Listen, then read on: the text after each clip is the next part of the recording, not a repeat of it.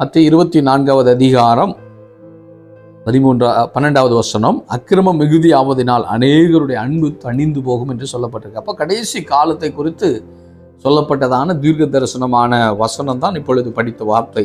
என்ன சொல்லப்பட்டிருக்கிறது? அக்கிரமம் மிகுதியாவதினால், கடைசி காலம், அக்கிரமம் பெறுகிற காலம்.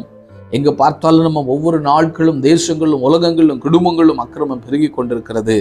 அதனால என்ன நடக்குமா? அக்கிரமம் மிகுதியாகும் போது அடுத்த ஒரு சம்பவம் நடக்குமா? அநேகருடைய அன்பு தணிந்து போகும், அன்பு குறைந்து போகிற காலம் தான் கடைசி காலம். இன்னைக்கு பாருங்க, குடும்பங்களில் கணவன் மனைவிக்குள்ள அன்பு கிடையாது, பிள்ளைகளுக்கும் பெற்றோருக்கும் அன்பு இல்லை, சபைகளுக்குள்ள, ஊழியக்காரர்களுக்குள்ள, விசுவாசிகளுக்கும் அன்பு இல்லை.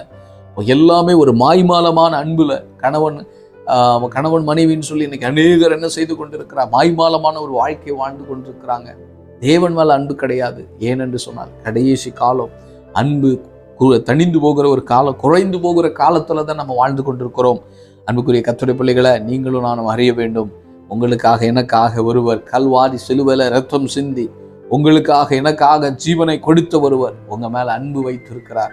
நம்ம மேல வைத்திருக்கிற அன்பு நிமித்தமாய், பிதாவானவர் நம்ம மேல வைத்த அன்பு நிமித்தமாய், தன்னுடைய சொந்த குமாரன் என்றும் பாராமல் அவர் என்ன செய்தார் தெரியுமா? உங்களுக்காக எனக்காக ரத்தம் சிந்தி இருக்கிறார். அவர் நம்ம மேல அன்பு செலுத்தி இருக்கிறார். அதனால ஒருவேளை இதை கேட்டுக்கொண்டிருக்கிற கர்த்தருடைய பிள்ளைகளை, உங்க குடும்பங்கள்ல அன்பு இல்லையா? ஊழியத்தில் அன்பு இல்லையா? உங்களுக்கு எனக்கும் இல்லையா? இன்னைக்கு ஆண்டவர் நம்ம பார்த்து சொல்றாரு, அன்பை நம்முடைய இருதயத்துல, பரிசுத்த ஆவியானவர் நம்முடைய இருதயத்துல ஊற்றி அந்த அன்பை நமக்குள்ள உருவாக்க அவர் போதுமானவராக இருக்கிறார். ரோமர் 5:5 சொல்லுது, பரிசுத்த ஆவியானவர் நம்முடைய இருதயத்துல ஊற்றப்படும் போது நமக்குள்ளிருந்து தேவ அன்பும் ஒருவருக்கு ஒருவர் உண்டான அந்த அன்பும் பெருகும் என்று சொல்லி கர்த்தருடைய வார்த்தை சொல்லுது. அந்த அன்பை தந்து நம்மை நடத்துவாராக. இயேசு சீக்கிரமாய் வரப்போகிறார். அன்புல பெருகுவோம். ஆமேன், ஆமேன்.